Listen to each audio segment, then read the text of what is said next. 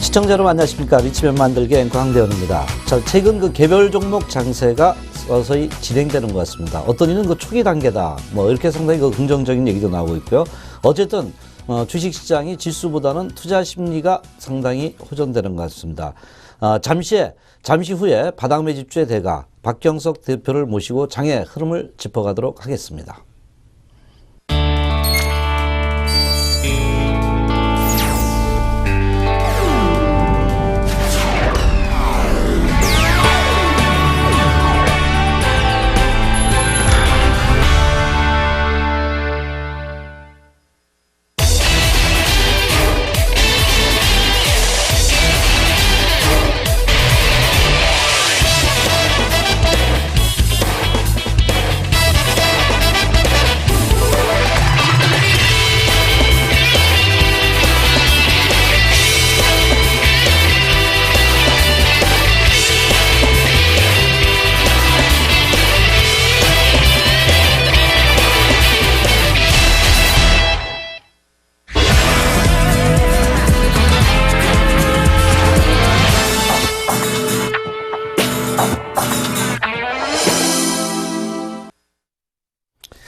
박경석 대표 안녕하십니까? 예, 안녕하십니까. 반갑습니다. 예. 옷을 좀 두툼하게 입으셨네요. 예, 날씨가 점점 추워져갖고, 뭐, 시베리아의 뭐 참기온들이 많이 내려오면서 지금 오랜만에 이제 뭐 영하 두 자릿수, 그러니까 10도 아래로 떨어진 날이 오랜만인 것 같습니다. 겨울철에. 감기 조심하세요. 저도 그 초기에 감기 걸려가지고 상당히 좀 힘들었었거든요. 자, 요새 이제 그 개별 종목들도 이제 서서히 이제 그 터닝을 좀 하고 있고요. 뭐 모다정보통신이라든가 이런 상당히 탄력주가 그 나타나면서 이제 이제 그 대박주 나오는 게 아닌가 뭐 이런 얘기도 나오고 있단 말이에요. 자, 대박하니까 또 이런 생각이 납니다. 주식 그리고 로또 복권도 생각나잖아요.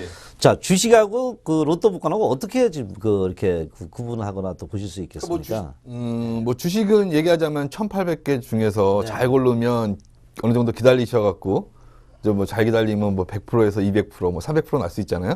그러니까 로또 같은 경우는 이제 일주일만 기다리면 바로 이제 뭐, 거의 뭐 1,000원이 한 몇십억이 되니까 어떻게 로또가 이제, 되기는 어렵습니다. 이제 로또를 보통 이제 콤비네이션, 옛날에 이제 확률에서 그러니까 45개의 숫자 중에 6개를 맞추는 건데, 그걸 보통 이제 40억 콤비네이션 6이라고 해요. 그래갖고 이제 그거를 계산하다 보면 한 15만 분지 1인가요?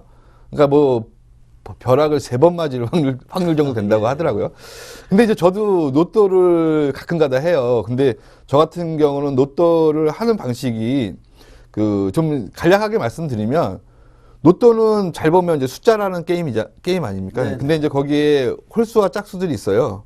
근데 여지껏 나온 숫자들의 이제 합을 계산하다 보니까 그 전체적으로 숫자가 한 100에서 한 180 사이에, 그러니까 모든 6개의 숫자를 합쳐나가고 계산을 했더니 100에서 180 사이가 많이 나오더라. 그러니까 이왕이면 그 숫자를 찍어야 되지 않겠습니까?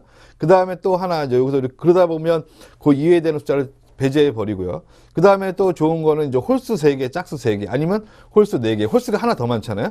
그러니까 이제 홀수 4개, 짝수 2개를 선택해야 돼요.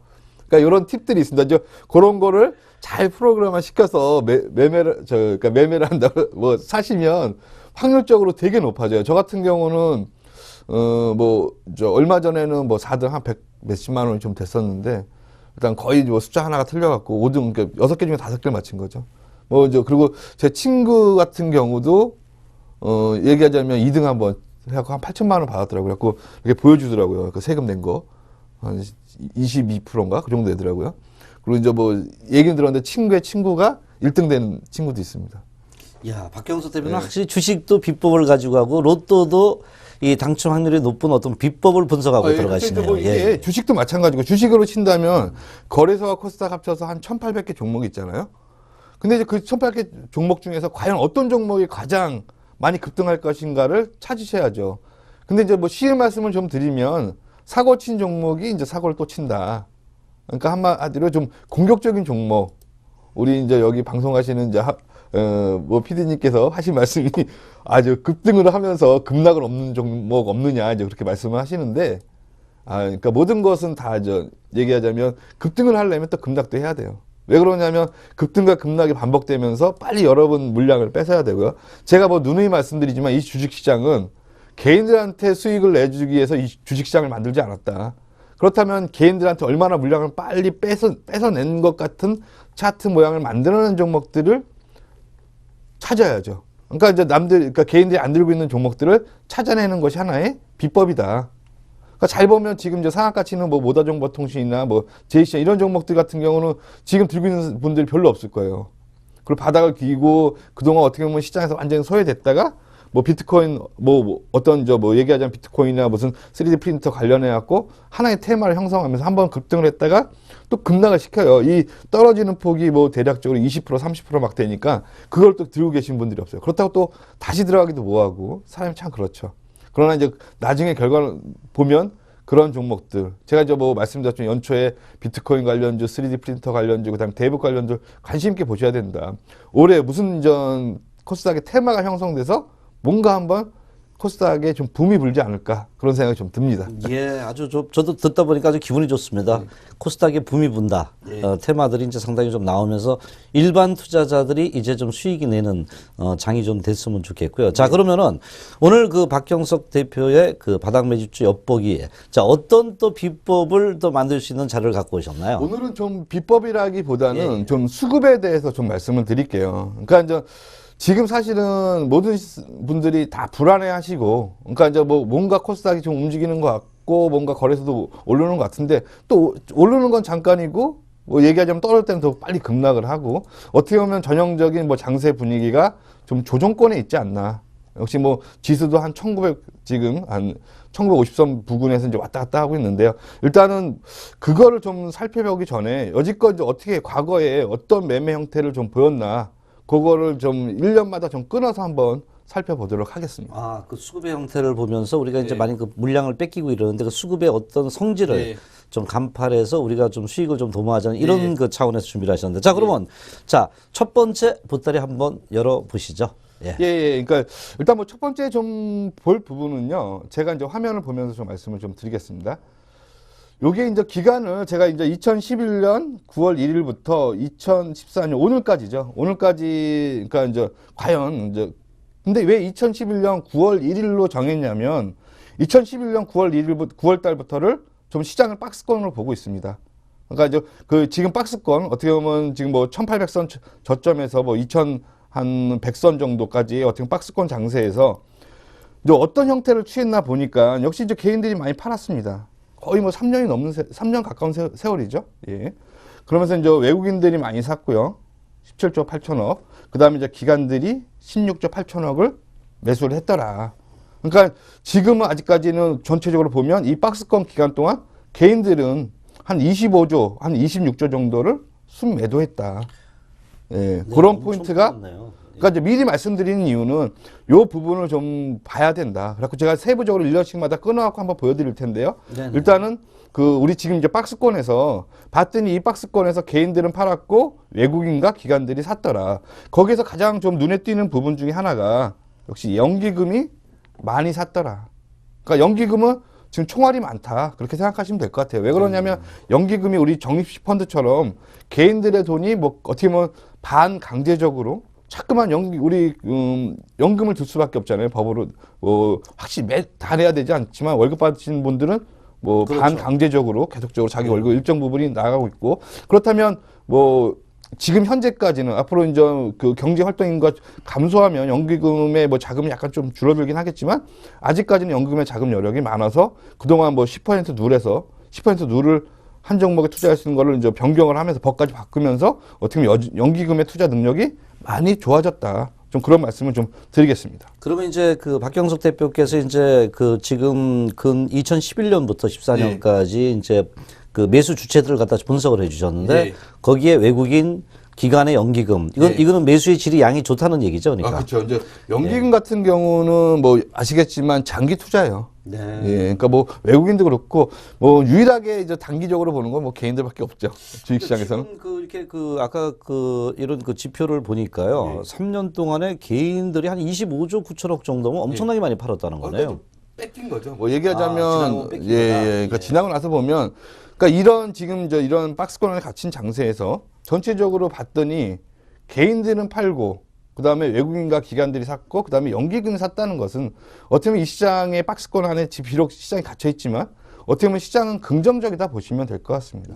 예. 외국인들은 계속적으로 보니까 요새 뭐 단기적으로는 판이 산이 이러는데 장기적으로 보니까 매수를 상당히 왕성하게 해놨네요. 예, 뭐 최근 들어서 얼마 조금 팔긴 했는데 내가 보면 그 사놓은 규모에서 일정 부분밖에 안 돼요. 그러면 지금 그 이제 그 한 3년치인가요? 우리가 그 매수를 만들 또 이제 어떤 그 재료로 또 풀어나가시고. 그러면 저 다시 좀 화면을 보면서 말씀을 드리면 이거는 2005년도입니다. 2005년 1년 동안이죠.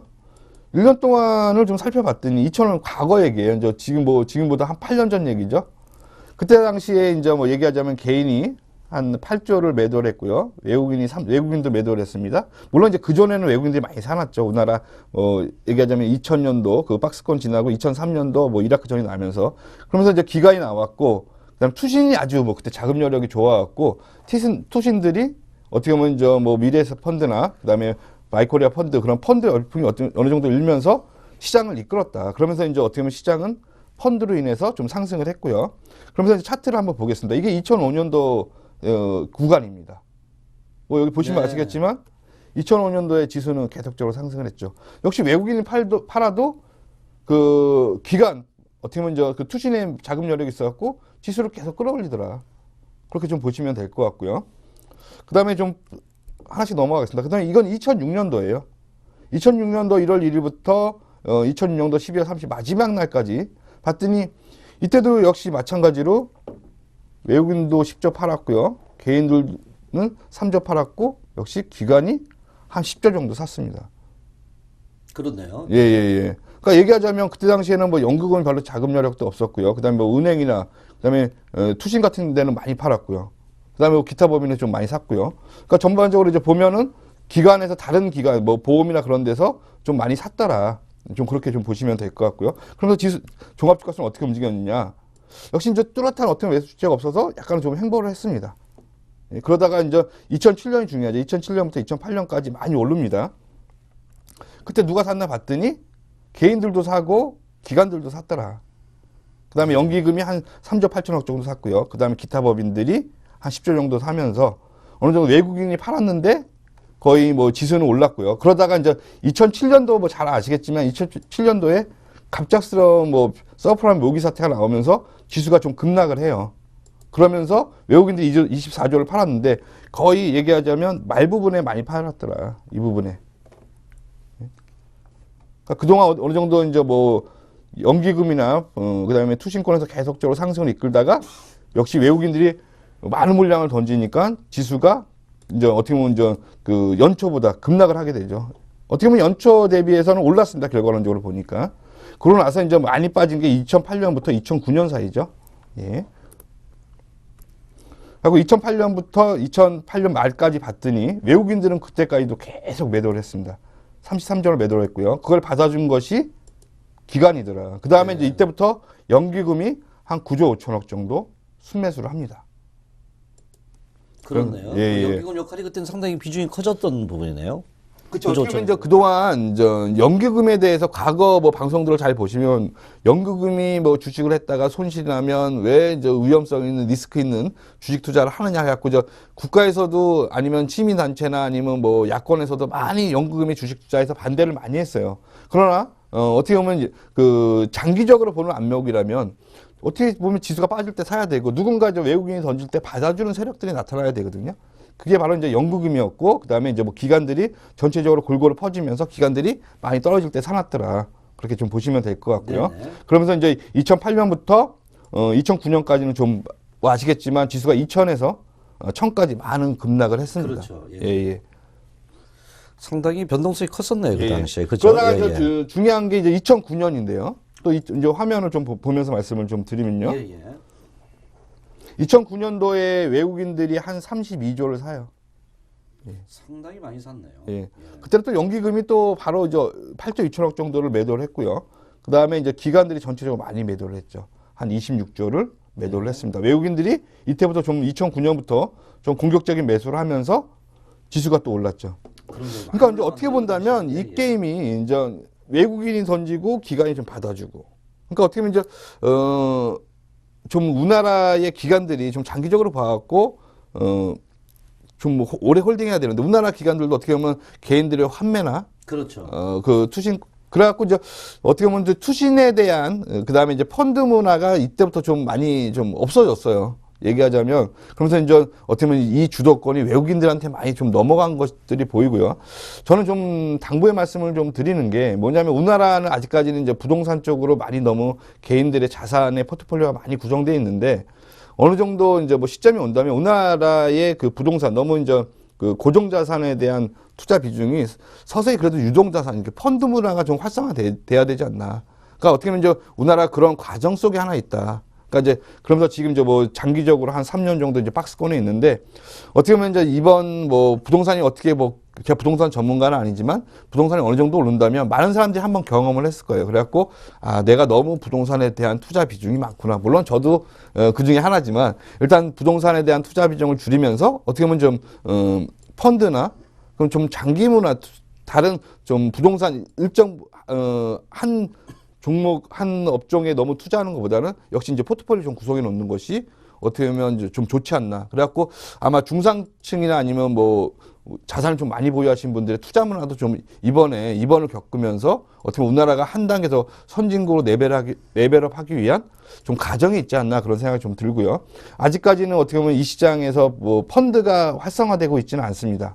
그러나 그동안 이제 펀드에서 뭐 많은 환매 물량들이 환매하시던 분들이 어느 정도 지금 순유입으로 바뀌고 있대요. 이제 그런 것들이 어떻게 보면 우리나라 지금 현재는 뭐 지수가 박스권에 있지만 좀 장기적으로 본다 그러면 우리나라 지수도 한 단계 좀 레벨업 될 수 있지 않나 그렇게 좀 보여지고요. 그다음에 이제 뭐 2009년도에 역시 이제 외국인들이 많이 샀고요. 그다음에 2010년도도 보면 마찬가지로 외국인들이 지금 한 21조를 또 순매수했고요. 개인들은 한 5조 4천억 정도 매도를 했고 기관들은 12조 정도를 매도를 했습니다. 그런 가운데 연기금은 계속 좀 매수를 했고요. 그러면서 이제 지수는 추가적으로 상승을 했고요. 그러다가 이제 뭐 중요한 부분이죠. 이제 2011년부터 어떻게 보면 우리나라가 이제 박스권에 좀 들어가기 시작합니다. 그러면서 이제 개인들이 그때는 좀 어떻게 보면 이제 관망세로 한 1조 8천억 정도 매도를 했고, 그다음에 외국인들 소폭 매도를 합니다. 그러다 이제 기관들이 한 11조 정도를 매수를 했는데 역시 연기금이 12조 정도를 매수를 했다.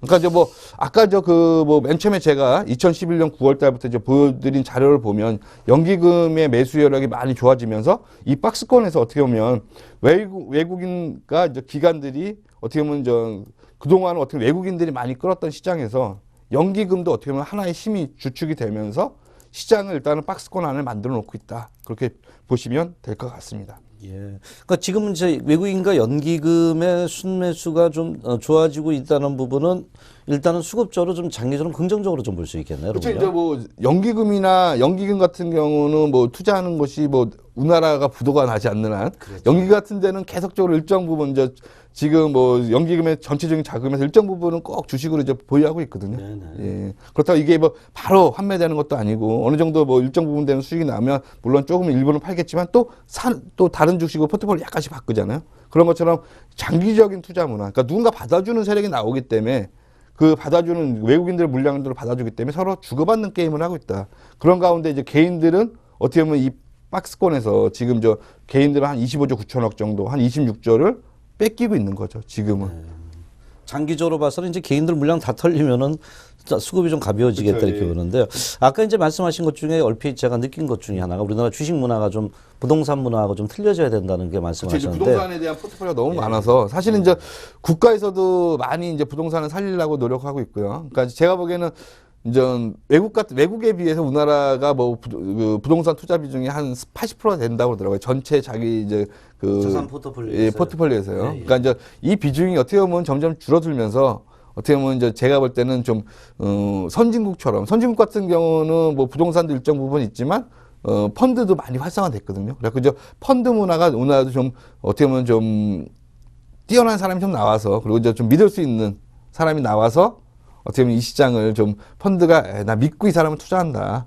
그런 회사가 좀 나와줘야 되지 않나 생각됩니다. 그 말씀을 드리니까 이제 그 개인들도 주가가 많이 오를 때 쫓아가서 주식형 펀드를 들지 말고 많이 빠졌을 때 그쵸. 그때 이제 매수를 좀 하면 이제 또 박경석 펀드라는 그런 분이 탄생해서 제가 또 시장을 더 들 수도 그쪽으로는 있겠죠. 그죠? 예, 뭐 그런 펀드를 한번 제가 이제 뭐 만들 수 있긴 필히 그렇게 될 그래갖고 것입니다. 저희 꿈이거든요. 예. 네네. 자, 그러면 이제 우리가 수급 부분까지 해서 이제 예. 박스권까지 왔다는 이제 얘기를 하셨고요. 예. 그 다음에 또 어떤 방법으로 전개가 될까요, 이제? 그러니까 이제 뭐 얘기하자면 2012년까지도 볼게요. 2012년, 2013년까지도 좀 볼 건데요. 근데 이제 2012년에 역시 박스권이었는데도 개인들은 이제 이때 2012년도에 많이 팝니다. 그래갖고 15조를 팔았고요. 요때 이제 외국인들도 적극적으로 사요. 외국인이 17조를 샀고요. 기관도 3조 6천억을 샀고요. 여기서 연기금이 한 4조를 또 샀다는 거. 이런 부분들이 중요하고요. 그 다음에 이제 그러면서 이제 아직까지 뭐 시장이 박스권이죠. 그 다음에 2013년을 한번 볼게요. 작년에 이상하게 어떻게 보면 증시는 뭐 시작했던 대로 끝났죠. 네네, 그렇죠. 근데 이제 보면, 개인들이 작년도 팔았어요. 예, 작년도 팔았고, 5조 6천억 정도. 그 다음에 외국인이 좀 판 것 같았지만, 결론적으로 작년 한 해 동안은 3조 4천억을 샀고요. 그 다음에 기관이 5조 샀고, 눈에 띄는 거는 역시 연기금이 10조 정도를 매수를 했더라.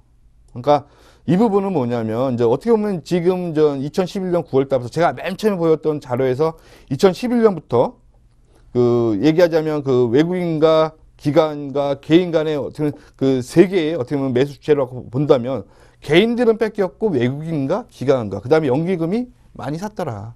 예. 그러니까 이 박스권이 개인들한테는 어떻게 보면 좀 답답해서 파신 분들이 많을 거예요. 뭐 이거 올라가는 것 같지도 않고 펀드에 가입을 했는데 펀드라는 게 어떻게 보면 지수의 베타 계수 종합주가수가 1% 변하면 거의 1%와 비슷하게 변하거든요. 그렇죠. 뭐 얘기하자면 소형 펀드에 가입하지 않는 한 좀 대부분이 펀드라는 것이 좀 대형주의 포트폴리오 많이 구성해서 시장의 수익률보다 약간 더 내는 게 어떻게 보면 이제 펀드 매니저의 능력이고 그런데 대략적으로 뭐 얘기하자면 시장이 한 3% 오르면 한 4% 5% 내면 엄청난 이제 펀드 매니저가 잘했다고 보는 거거든요.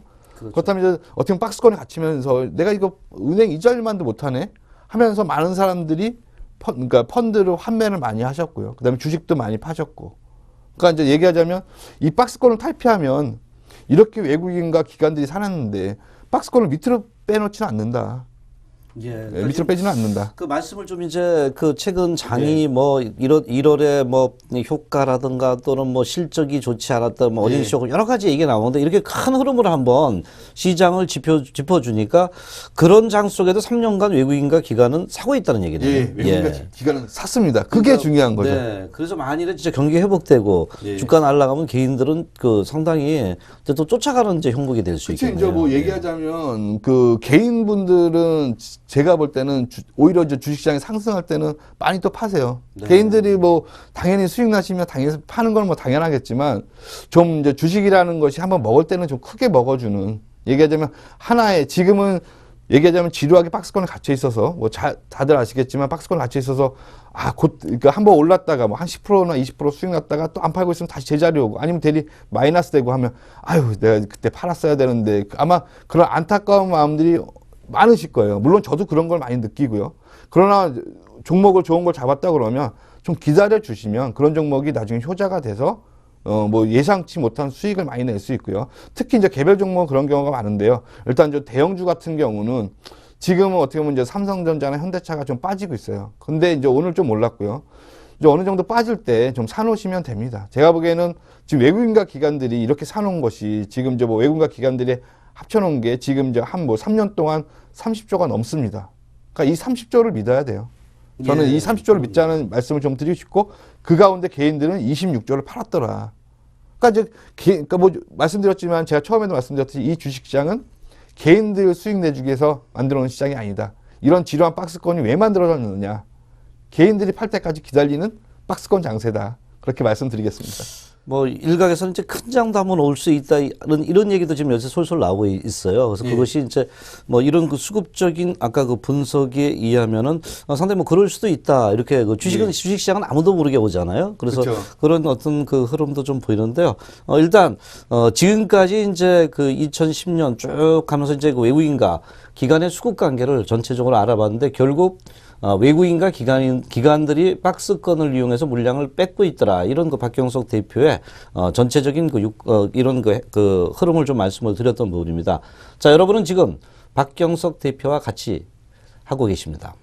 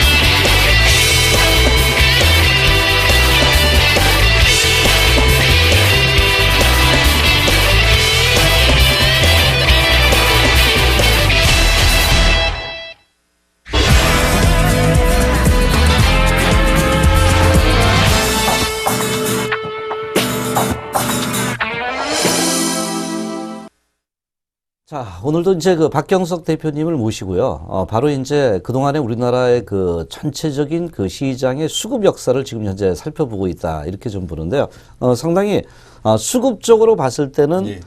기관과 특히 외국인의 순매수가 높아짐으로써 상당히 그 긍정적이다. 이렇게 예. 좀 느낄 수 있는데요. 자, 그러면은 지금까지 이제 그 박스권 시장의 그 흐름까지 아까 서두에 말씀을 예. 하셨는데 자, 앞으로 또 어떻게 전개될 수 있는 그 그림을 또 갖고 그러면 오셨는지요? 뭐 다시 한번 화면을 보면서 말씀드리면요. 아까 이제 뭐 1년 단위 막 끊어갖고 좀 많이 좀 헷갈리실 거예요. 그걸로 좀 제가 좀 압축을 해갖고 1년 단위 있는 거를 좀 2005년부터 좀 압축을 했습니다. 그래갖고 좀 볼게요. 지금 이제 지수가 오를 때 보시면 지수가 오를 때는 개인들이 팝니다. 그래갖고 이제 새로운 뭐 기관이 이제 7조 정도 매수를 했고요. 그 다음에 여기는 이제 뭐 1000억 단위 좀 생략을 했습니다.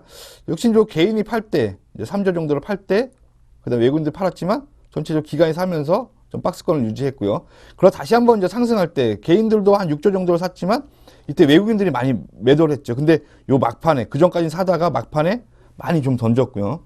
그 다음에 이제 이때가 중요하죠. 이때 뭐 급락을 많이 했죠. 2008년도를 뭐 주식하신 분들은 다 이제 기억할지 모르겠지만 이때 역시 이제 개인들이 2조 정도 샀고요. 외국인들이 33조 엄청난 수량 그 금액을 매도를 했고 그걸 받아준 것이 이제 기관이더라. 그렇게 좀 판단되고요. 그러면서 또 개인들이 이제 2조 팔면 오르고 뭐 팔할 때도 약간 빠졌고요. 그 다음에 여기서 이제 중요한 건 2012년인데요. 2012년 사이에 개인들이 한 15조 팔았고요. 그 다음에 작년도 4조 정도를 매도를 했더라. 그러니까 이제 지금은 뭐 얘기하자면 이 박스권이 있는데 이 박스권이 제가 보기에는 이 박스권 동안 개인들이 팔고 팔았더라. 그렇다면 방향성은 이제 상방향으로 보셔야 되겠죠. 그러니까 전체적으로 외국인과 기관들이 사놓고 개인들의 물량을 이제 지루하게 박스권을 만든 다음에 개인들이 매도할 때까지 어떻게 보면 올리지도 않은 거죠. 그리고 참 이제 어떻게 보면 미국 시장은 계속 가는데 우리나라 시장은 뭐 얘기하자면 환율 문제로 잡히고 여러 가지 문제들로 인해서 뭐 삼성전자가 지금 4분기 얘기하자면 뭐 실적이 안 좋을 것이다. 뭐 그러면서 뭐 삼성전자를 많이 좀 10% 정도 하락을 시켰고요. 그러면서 이제 개인들은 뭐 삼성전자를 좀 갖고 있던 분들도 많이 뺏기셨을 거예요. 그러나 이제 시간이 지나서 놓고 본다면 삼성전자는 제가 보기에는 이제 뭐 그동안 한 10조 정도 내다가 8조 3천억 정도 어떻게 보면 작년 같은 분기 대비해서 뭐 한 10% 정도가 어떻게 보면 이제 그 순이익이 감소했다고 예상을 하고 있는데 일단 그런 부분은 주가에 다 반영이 된 거죠. 물론 이제 추가적으로 조금 더 하락을 할 수 있겠지만 제가 보면 빠져봤자 지금은 한 2, 3%다. 그렇다면 삼성전자는 이제부터는 이제 어떻게 보면 지수는 빠질 만큼 빠졌고 물론 이제 한 단계 약간 더 추가적인 하락은 할 수 있겠지만 제가 보면 이제 어떻게 보면 지금은 주식을 사놓고 보유하셔야 될 때다. 그러나 이제 뭐 전에도 한번 좀 말씀을 드렸듯이 지금 시장이 어떻게 보면 환율 문제 같은 경우 수출 관련주 같은 경우 타격을 많이 받고 있죠. 예, 아직까지는. 그렇다면 좀 환율에서 해방되어 있는 어떻게 보면 수출 관련주가 적은 코스닥 종목들이 지금 뭔가 막 움직이고 있어요. 그렇다면 코스닥도 좀 관심 있게 봐야 되지 않나 그런 생각이 좀 듭니다. 예.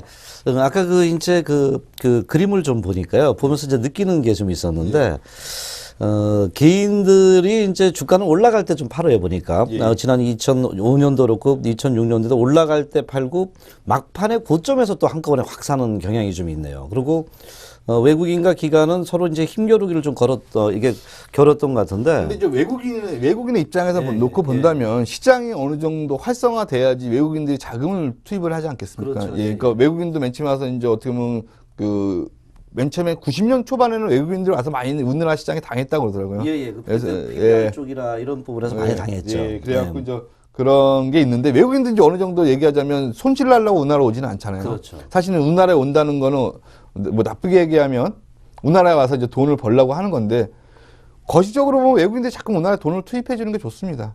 그러니까 뭐 일부에서는 우리나라에 뭐 자금을 빼간다, 우리나라 돈을 빼간다 그렇게 나쁘게 보시는 분도 계시지만 저는 외국인들이 우리나라에 와서 자유롭게 해야 되고 물론 이제 정당한 세금도 내야죠. 그 이제 세금을 나라에서 뭐 잘 받아야 되고 물론 이제 세금 문제가 여러 가지가 있고 뭐 탈세를 하고 뭐 부정적인 효과도 있지만 긍정적인 효과는 외국인들이 자꾸 나와서 우리나라의 주식시장에 파이가 커진다. 그러니까 외국인들한테는 어떻게 보면 이제 이 시장을 점점 한 단계씩 개방을 해주고, 우리나라 이제 박근혜 대통령이 또 이러셨잖아요. 외국 기업들한테 우리나라 기업은 투자하기 좋은 곳이다. 예? 그래갖고 이제 많이 좀 개방을 해야 된다. 좀 그 시장 개방, 그러니까 이런 주식 시장이나 뭐 어떻게 보면 이제 우리나라 기업하기 좋은 환경 만드는 건 당연하다고 생각하고요. 네. 그러나 이제 어느 정도 이제 뭐 세금 받을 부분도 받아야 되고, 이제 그런 어떻게 보면 양날의 칼이지만 일단 외국인들한테는 어느 정도 시장 개방은 필요하다. 좀 그렇게 보고, 외국인들이 어느 정도 시장을 이제 받아주니까 외국인들이 우리나라 주식을 몇십 조 사는 거고요. 그 받아줄 자금이 또 우리나라 기관들이 되니까, 또 연기금이 되니까 거기에 또 물량을 주고받는 관계죠. 뭐 아무도 살 사람이 없는데 이제 외국인은 혼자 막 살 수는 없잖아요. 그렇죠. 누군가 나중에 한 단계 레벨업 시키고 거기에 받아줘야 되고요. 그러니까 이제 뭐 개별 종목도 마찬가지입니다. 얘기하자면 어떤 종목이 급등을 했는데 위에서 누군가 받아줘야 되잖아요. 물론 이제 그걸 개인들이 많이 받고 있지만, 주식이라는 것이 이제 어떻게 보면 그 관계가 유지돼야 된다. 그래갖고 얼마나 이제 저점에서 잘 매수를 하고, 그다음에 이제 우리 뭐 기술자라고 얘기하자면, 그 기술자들은 어떻게 보면 저점에서 잘 개인들 물량을 뺏어서 어떻게 하면 잘 고점에 개인들한테 물량을 전이시키느냐. 그게 이제 기술자다. 그럼 여러분들은 이제 개인 분이라고 생각한다면 반대 생각을 하셔야죠. 어떻게 하면 이제 개인 그 세력들이 뺏는, 저점에서 뺏어가는 그 물량을 안 뺏기는 방법을 공부하셔야 되고요. 그다음에 세력들이 고점에 던지는데 세력들은 고점에서 어떻게 팔고 있느냐. 그런 종목들을 급등주를 많이 연구하시다 보면 그런 거는 자연스럽게 눈에 들어온다. 그러니까 이제 그런 걸 공부를 많이 하셔야 되고요. 지금은 우리나라 주식시장을 하나의 뭐 개별주, 한국이란 나라를 개별주로 본다 그러면 장기간 박스권을 만들어서 개인들 물량을 다 뺏었다. 뺏고서 외국인과 기관들이 물량을 확보해 놨는데, 과연 이제 이 그 물량 확보해 놓은 거를 어떤 식으로 레벨업을 시켜갖고 물량을 전이시킬 것이냐. 그거를 이제 뭐 연기금 자금력이 많아 거기다 던질 것이냐. 하여튼 뭐 이제 그 정도로 간략하게 말씀드리고, 일단은 시장은 지금은 이제 좀 긍정적으로 보셔야 된다. 그렇게 말씀드리겠습니다. 제가 이제 이 그림을 보면서도요, 계속 좀 느끼는 부분 중에 하나인데, 2012년과 13년과 들어오면서 상당히 인내의 싸움 같아요. 바로 개인들은 그 인내를 이겨내지 못하고 지금 팔고 있는데, 외국인과 기관들은 지금 현재 그래도 순매수를 하고 있다는 거예요. 네. 그래서 이렇게 된다면은, 만일에 이제 여기서 어떤 그 변화, 만약에 상방향으로 올라갈 수 있는 뭐 이런 그 환경이라든가 전 세계 어떤 뭐 IT 부분, 최근에 좀 약간 좀 그 느낌이 오는 게 뭐 사물 인터넷, 뭐 비트코인, 뭐 현황 이제 서서히 나온단 말이에요. 여기서 이제 만일 위로 치고 IT 업종이 뭐 간다던가 이렇게 됐을 경우는 개인들이 처음에는 조바심 안 나고 좀 때리겠죠 또.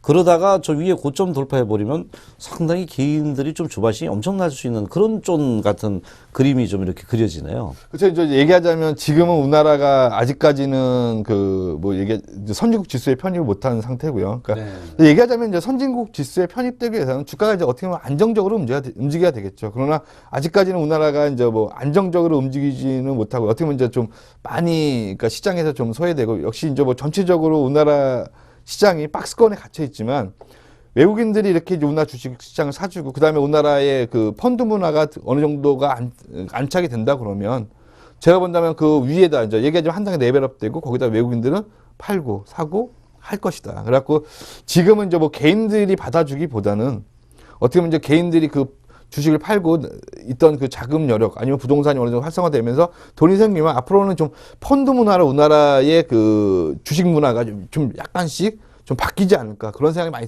듭니다. 그러니까 얘기하자면 개인들이 직접적으로 뭐 지금 뭐 직접 투자하시는 분보다는 앞으로는 펀드가 좀 활성화되면서 우리나라 주식시장이 좀 안정적으로, 아마 은행 이자율보다는 좀 어떻게 보면 더 수익을 낼 수 있는, 그러니까 이제 그런 게 어느 정도 확신이 된다면 지금 펀드를 가입하실 분들은 아주 많거든요. 그렇죠. 예, 그러니까 은행 이자율보다 좀 많이 벌어준다면 펀드를 가입하실 분들이 많은데, 아직까지는 우리나라가 좀 위아래로의 이제 급락과 급등이 좀 많아갖고 다소 이제 리스크, 이제 주식하시는 분들에 대한 아니면 주식에 대한 좀 비호감인데, 제가 볼 때는 이제 우리나라의 펀드 문화는 어느 정도는 이제 서서히 그러니까 얘기하자면 안정적인 방향으로 바뀔 것이다. 그래갖고 우리나라 주식시장이 지수를 얘기하자면 완만한 상승세를 좀 기록하지 않을까 생각됩니다. 요새 이제 그 펀드부나 주식형 수익증권이 서서히 좀 들어오고 있다는 얘기를 들었거든요.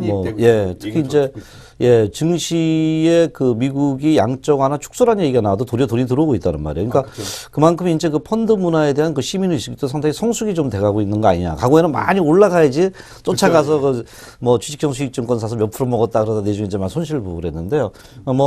이런 부분들이 이제 국내 그 수급을 상당히 좀 양호하게 하고 있다 이렇게 좀 보는데 제가 얼핏 이렇게 이 그 차트 특히 이제 그 박경석 대표께서 이 수급을 정말 그 세밀하게 잘 분석을 했어요. 그래서 이렇게 그 수급의 큰 흐름을 봤을 때는 외국인들은 매수를 계속 하고 있는 부분인데 과거에도 이제 그 멕시코의 그 생각이 갑자기 나요. 과거에도 이제 그 자유무역주의인가요? 그 FTA인가 그 통과되고 나서 외국인들이 엄청나게 그 주식을 매집을 했었어요. 그러고 나서 M&A가 이제 일어났었거든요. 그쵸. 향후에. 그래서 뭐 엄청 급등을 좀 했던 부분인데 우리나라도 주식을 이렇게 좀 가져간 이렇게 그 매수를 계속 하다 보면은 마지막 또 피날레를 또 M&A로 그냥 주가를 날리는 거 아닌가 이런 생각도 드네요. 옛날에도 한번 우리 그 M&A라는 부분 때문에 급등을 했죠. 같은 그렇죠. 경우 이제 뭐 소버린하는데 들어와갖고 이제 5,000원에서 그때가 이제 뭐 저도 이제 과거에 그 뭐 강연회 할 때나 그때 보면 그때 이제 태태원 회장님이 또 구속이 돼요. 뭐 이제 그래갖고 이제 비자금 문제로 그래갖고 이제 구속되는데 대리 그래갖고 이제 급락을 했지만 그때 이제 소버린이라는 데가 들어와서 이제 5,000원대에서 5만 원까지 막 끌어올리고 막 근데 나중에 10만 원 간 다음에 뭐 얘기하자면 그 소버린에서 뭐 M&A 하겠다. 근데 이제 뭐 사실은 이제 그게 M&A는 안 했죠. 뭐 여러 가지가 그렇죠. 뭐 그러니까 할 마음도 없었고 어떻게 보면 이제 거기 같은 데는 소버린은 그냥 주가에서 수익 내는 뭐 물론 얘기하자면 그 M&A라는 것이 이제 시장에서 하나의 테마가 형성될 수도 있고요. 그러니까 이제 올해 같은 경우는 뭐 지금 뭐 얘기하자면 테마가 비트코인, 그다음에 뭐 3D 프린터, 그다음에 대북 관련주들이 이제 일단은 좀 그 테마가 좀 형성돼 있고요. 그다음에 한 차례 저 급락 이후에 이제 오늘 이제 뭐 제이시형 같은 상한가를 기록했고요. 그러니까 이런 것들, 그다음에 이제 뭐 라이파이라고 한번 좀 말씀을 드렸죠. 이제 그런 것도 한번 테마가 될 수 있다. 그러니까요. 지금 이제 두 가지 측면 같아요. 하나는 내중에 지수가 가려면 삼성전자 이런 종목이 올라가려면은 지수 옛날에 과거에 한번 지수와 관련 없이 M&A 측면들이 크게 부각되면서 한번 간 적이 있었어요. 그래서 아마 그런 부분이 좀 부각될 수 있겠고 지금 오늘 이제 얘기할 부분은 수급의 변화 중에 이제 그 코스닥 쪽에 그러니까 개별 종목 아까 이런 그 라이파이라든가 또는 비트코인 또는 그 최근에 한번 기술을 봤던 뭐 3D하고 3D 프린터 쪽하고 지금 대북 관련 부분도 저도 역으로 보면은 극과 극은 통한다고 이렇게 보거든요. 지금 현재 뭐 완전히 뭐 대치 상태 같으면서도 또 이런 극과 극에서 갑자기 돌아섰을 때 그런 테마도 상당히 예상해 볼 수 있단 말이에요. 근데 저거 하나 좀 물어보고 싶은데요. 지금 이제 수급적인 흐름을 쭉 이렇게 분석을 하다 보니까요. 상당히 그래도 긍정적이다. 개인들이 떠나면 언제가 그 돈을 갖고 또 들어올 수도 있다 이렇게 보고 있는데요. 지금 최근에 솔솔 이렇게 그 풍기는 바로 그 테마군들의 종목군들이 지금 상당히 뭐 일각에서는 막 어떤 사람은 흥분도 하고 있어요. 이거 큰 자 온다 이렇게 하고 있는데 박경석 대표께서 보시기에 최근에 뭐 비트코인 여러 가지 이제 흐름이 좀 서서히 그 눈에 보이잖아요. 이제 다시 한번 개인장이 좀 이런 그 중소형 장세가 올까요? 어떻게 보이세요? 저는 이제 그 얘기하자면 그 지금 이제 환율 문제로 인해서 대형주들이 좀 쉴 때 사실은 이제 뭐 제가 전에도 한번 말씀드렸던 부분이 뭐냐면 그 아프리카의 뭐 얘기하자면 그 초원에서 얘기하자면 이제 사자 사냥, 그러니까 사자가 어느 정도의 식사가 끝나야지 나중에 이제 하이에나나 뭐 독수리들이 와서 이제 밥을 먹듯이 얘기하자면 이 시장 이제 사자 사냥은 어느 정도 이제 삼성전자, 현대차는 오를 만큼 올랐다가 이제 조정을 받았죠. 그렇다면 좀 중형주도 얘기하자면 그동안 너무 이제 중형주에 대해서 너무 몇 년 동안 사실은 뭐 코스닥 하시는 분들 코스닥 중형주가 많으니까 중소형주가 너무 이제 힘들었죠. 사실은 몇 년 동안. 그래서 이제 아마 계좌도 많이 이제 손실나신 분들이 많을 거예요. 그래갖고 지금 이제 코스닥에 그런데 코스닥 종목을 잘 보시면 코스닥이 어느 정도 이제 바닥을 다지고 올라가는 종목들이 많아요. 그리고 자꾸 이제 뭔가 그동안 코스닥에 사실은 다운 테마가 없었어요. 그렇죠. 그러니까 뭐 3D 프린터가 미리 이제 뭐 그 TPC라는 종목이 올라왔고 TPC가 많이 뭐 급등을 했지만 별다른 다른 종목들이 테마가 없이 움직이다가 최근 들어서 어떻게 보면 작년 말부터 해갖고 좀 그 몇몇 테마들이 형성되면서 상승을 하고 있더라. 그렇게 좀 말씀을 드리겠습니다. 그러니까 이제 상당히 그 테마에서 어떤 이런 웅비의 날개가 좀 현재 서서히 좀 나타나고 있다. 이게 뭐 웅비의 날개일지 아니면 이제 조그만 날개가 될지 얘기하자면 좀 봐야 되겠지만 저는 일단 이런 종목들이 시장에서 자꾸만 상한가를 치고 있고 제가 이제 뭐 전에도 한번 말씀드렸지만 코스닥에서 최소한 한 10개 종목의 상한가들이 1,000원짜리 이상이 그러니까 뭐 1,000원짜리나 아니면 우선주들 빼고요. 그런 종목들이 좀 나와줘야 된다. 그래갖고 이제 상한가를 기록하고 그다음에 좋을 때는 막 20, 30개, 많을 때는 뭐 4, 50개까지도 그다음에 뭐 100개도 상한가 친 적이 있습니다. 코스닥 시장에. 예. 아마 그런 장이 올해 안에 저는 다들 좀 기대를 올 일반적으로 잘 것이라고 모르지만은 증권가에서는 그런 소문이 지금 서서히 좀 퍼지고 있다는 부분이 상당히 긍정적이다. 그다음에 정권도 1년 지났고 그렇죠. 어느 정도 뭐 얘기하자면 세력들도 이제 눈치 볼 만큼 다 받고 어느 정도 이제 이 시장에서는 요 정도까지만 해도 용인을 해주는구나. 그동안은 이제 모르잖아요. 이게 정권이 바뀌면서 뭐 사람들이 바뀌면 여러분도 뭐 회사 새로운 데 들어가면 눈치는 이제 보다가 1년 정도 보면 그때 와서 이제 여기서 커피도 하고, 우리 앵커님은 이제 소주를 좋아하시는구나. 그런 뭐 농담도 하고, 그 다음에 담배를 안 피시는구나. 그래갖고 눈치가 이제 오듯이 세력들도 이제 그런 눈치를 어느 정도 봤다. 말씀드리겠습니다. 좋은 얘기 들으니 기분 좋습니다. 자, 여러분은 지금 바닥미 집주의 대가 박경석 대표와 함께하고 계십니다.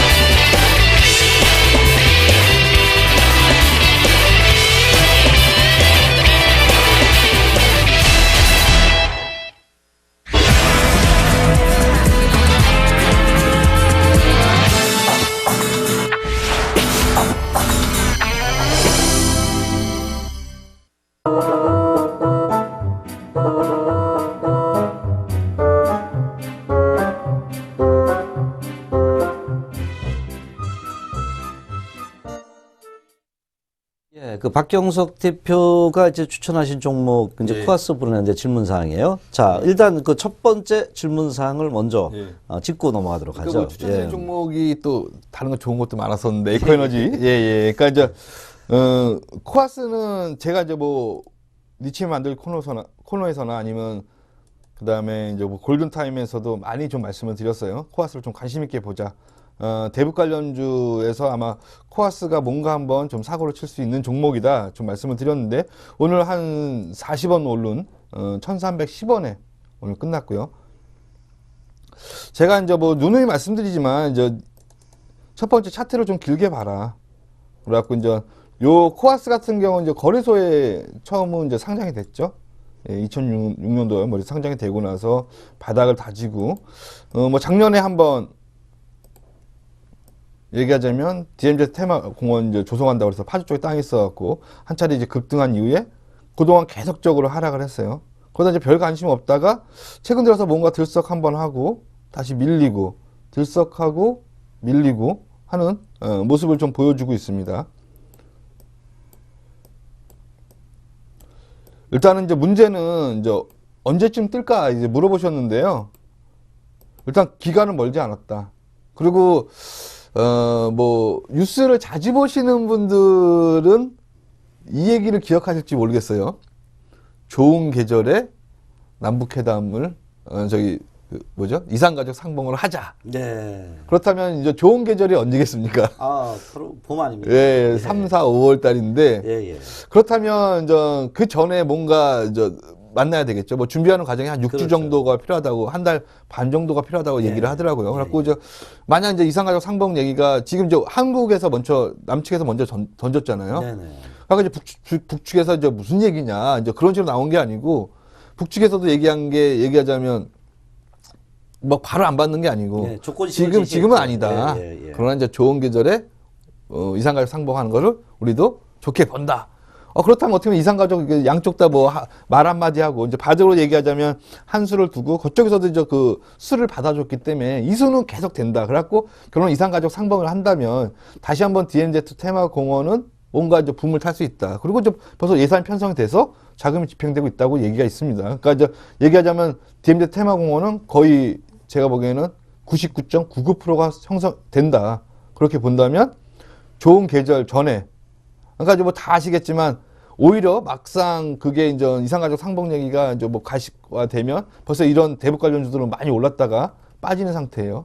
그렇다면 제가 보기에는 한 2월 달 빠르면 1월 달에서 아니면 2월 달 그 늦으면 뭐 4월 달에 그 이산가족 상봉이 된다 그러면 한 2, 3월 달이 될 거고요. 일단은 한 얘기가 나왔고 어느 정도 이제 뭐 진입되는 시점에서는 이런 대북 관련주들은 많이 오를 것이다. 그렇다면 지금은 좀 사놓고 기다리시고요. 제가 보면 늦어도 뭐 3월 달 아니나 4월 달 최고 늦을 때는 4월 달이라고 봐야 될 것 같지만 제가 보기에는 한 2월 달에 3월 달은 급등을 할 수 있고요. 1월 달 안에도 1월 말쯤 지금 1월 오늘 뭐 13일인가요? 예. 네. 그러니까 지금 어떻게 보면 사놓으셔야죠. 예. 지금 그 코아스 걱정하지 말라. 예. 이렇게 좀 말씀을 좀 하신 부분이네요. 시점을 얘기하시는데 그게 이제 남북 그 이산가족 상봉 시점이 아주 중요한 포인트가 될 것이다. 그러나 이제 그게 벌써 얘기가 나오면 얘기하자면 벌써 올라가 있으니까 미리 사놓자. 예, 그렇게. 두 번째는 아까 우리가 그 얘기한 건가 거의 이제 일맥상통한 부분인데 이제 3월 인터넷이나 이런 테마주를 지금 어떻게 보냐 뭐 이런 얘기잖아요. 제가 이제 그 연초에 또 질문하신 분이 이제 올해 뭐 테마주가 뭐가 될까요? 해갖고 좀 첫 번째로 좀 꼽은 게 이제 뭐 대북 관련주가 가장 그렇죠. 뭔가 대북 관련주 그때 상당히 그래갖고 이제 박근혜 대통령께서 말씀하신 게 이제 뭐 통일은 대박이다. 그래갖고 일단 대박을 북한하고 연결한다면 얘기하자면 대북 관련주 갑자기 통일장을 대북 관련주가 어떻게 보면 대박이 될 수 있다. 그래갖고 이제 대북 관련주들을 좀 관심 있게 보셔야 되고요. 아마 거기서 코아스가 뭔가 한번 좀 현대상선도 물론 있지만 코아스도 뭔가 한번 사고를 칠 것 같다. 좋은 사고를 칠 것 같다 이런 말씀이죠. 뭐 여기 와서 밑으로 빼지는 않을 것 같고 이렇게 만들었는데 밑으로 뺀다는 거는 뭐 세력들도 굳이 뭐 그렇게 하겠습니까? 예, 그렇게 이제 보여지고요. 그다음에 대북 관련주가 좀 빠르지 않은데 비트코인이 일단은 먼저 움직이더라고요. 그래갖고 지금 저 움직였던 종목이 JC연이에요. 그 JC연이 이제 비트코인 관련주입니까? 그게? JC연. 그 비트코인 참 재밌대요. 제가 이렇게 보니까 비트코인 관련 이런 부분에 어떤 새로운 그 돈은 그 가상화폐가 만들어진다는 거 아주 재밌는 구조더라고요. 이제 뭐 실체도 없고 얘기하자면 뭐 발행자가 누군지도 모르고 뭐 그때 말씀을 드렸지만 뭐 일본계 사람인 것 같기도 하고 근데 이제 그 용어가 일본계가 아니고 뭐 어떻게 보면 뭐 영국식이나 뭐 어디를 이름을 섞은 것 같다, 짬뽕 낸 것 같다. 뭐 그러니까 이제 우리가 이제 보이지 않는 것에 대해서 더 매력을 많이 느끼잖아요. 가격도 그렇죠? 많이 올랐다 그러더라고요, 비트코인요. 비트코인 가격도 거의 뭐 한 100배? 뭐 그리고 작년 같은 뭐 60배가 올랐다고 막 그렇게 얘기를 하는데 하여튼 이제 뭐 이게 얘기하자면 우리가 보이도 못했고 뭐 모르시는 분들이 제가 보기엔 주식하시는 분 중에서 비트코인으로 뭐 그때 빵집인가요?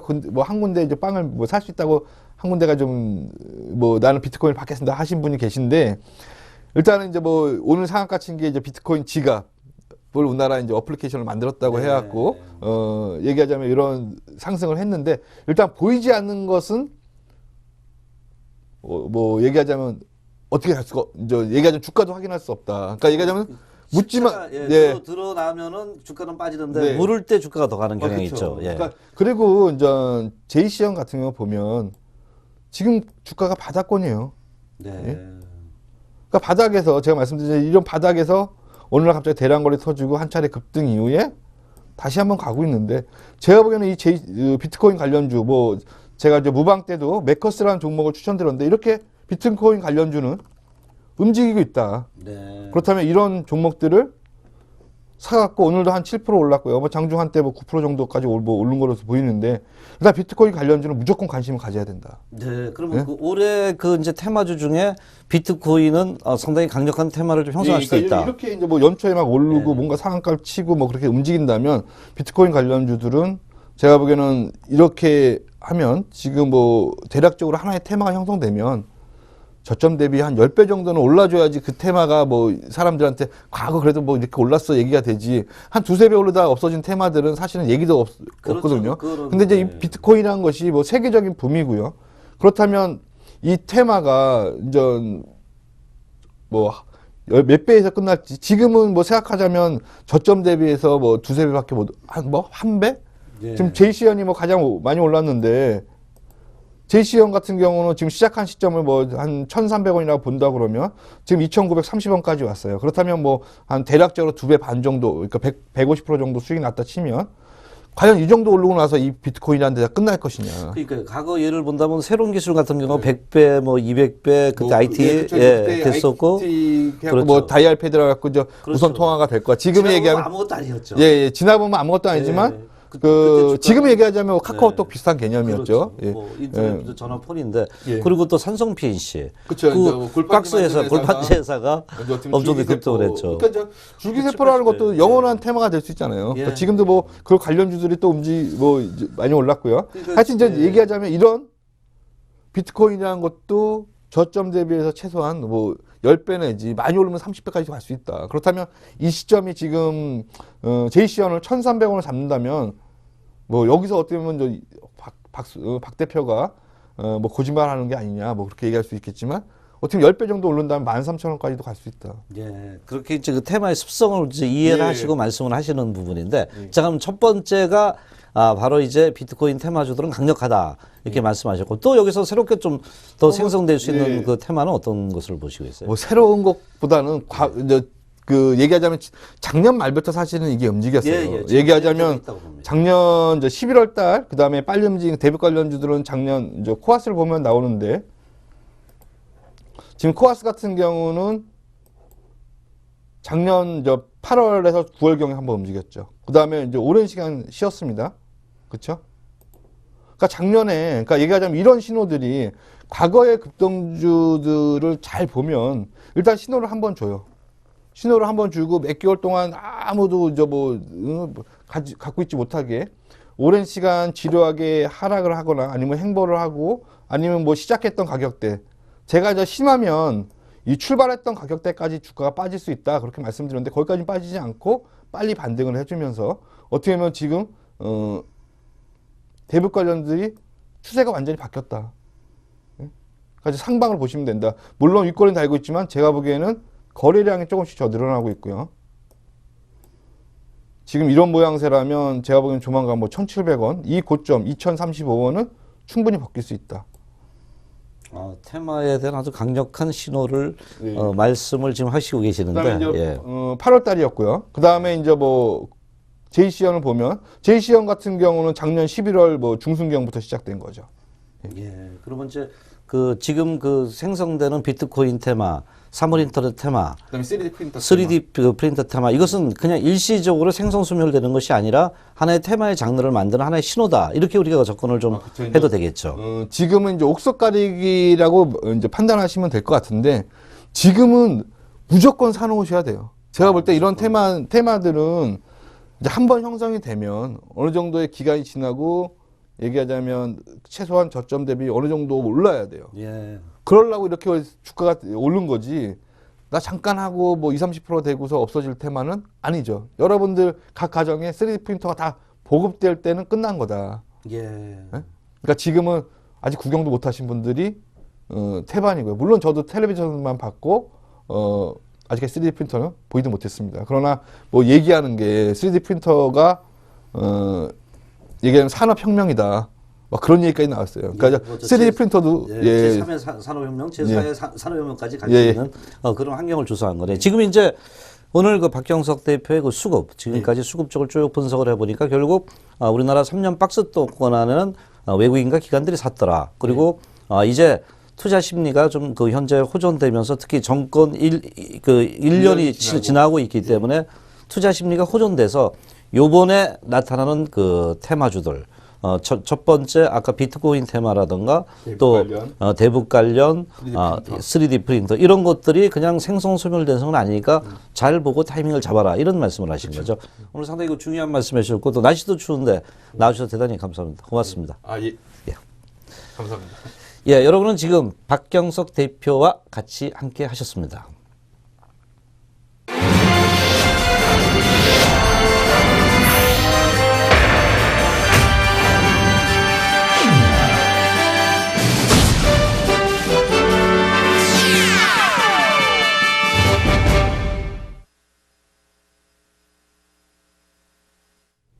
시장은 지수에 따라 흔들리는 이런 그 투자 심리의 그 불안감을 나타나는데 내부적으로 현재 그 중소형주의 흐름이 조금씩 그 현재 호전되고 있다는 겁니다. 주식은 아무도 모르게 온다 그러죠.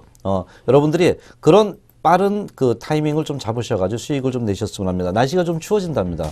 여러분 감기 조심하시고요. 다음에 또 뵙도록 하겠습니다. 여러분 감사합니다. 고맙습니다.